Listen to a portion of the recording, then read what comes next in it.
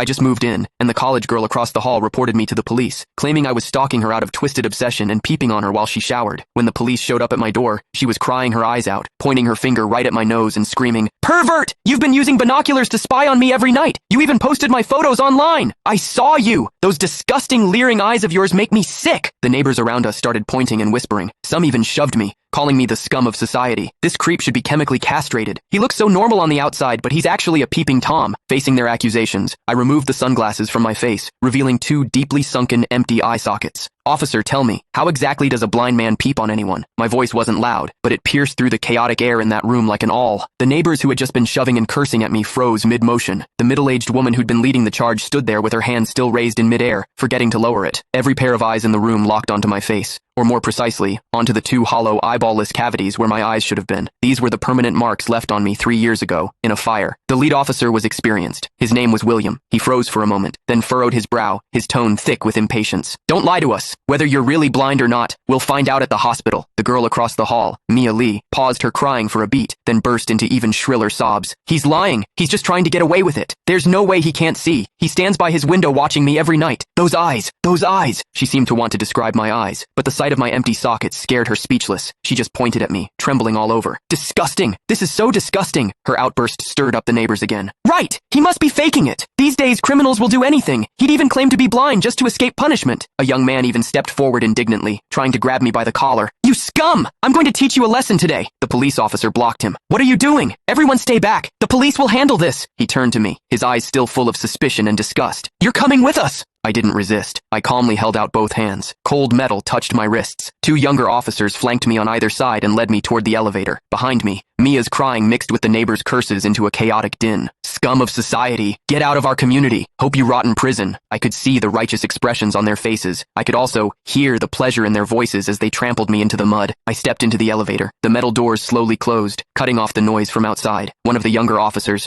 probably new to the job, couldn't help but ask me quietly, Are you really blind?" I tugged at the corner of my mouth but didn't answer. The other officer patted his shoulder, signaling him to keep quiet. But I knew that in their minds, the scales had already tipped completely in favor of that tearful young girl. After all, it was a young, pretty, pitiful college student on one side, and on the other, a suspicious man living alone, wearing sunglasses. In their eyes, it was crystal clear who was the victim and who was the perpetrator. What they didn't know was this. Sometimes, what the eyes see is the biggest lie of all. And I, a blind man, had seen something that none of them had. For instance, when Mia accused me, her heartbeat was steady, without a single ripple of genuine emotion. The interrogation room at the police station was harshly lit by fluorescent lights, and the air smelled faintly of mildew. I sat on a cold metal chair. Across from me were William and a female officer. Click the link in my bio to get the full story for free.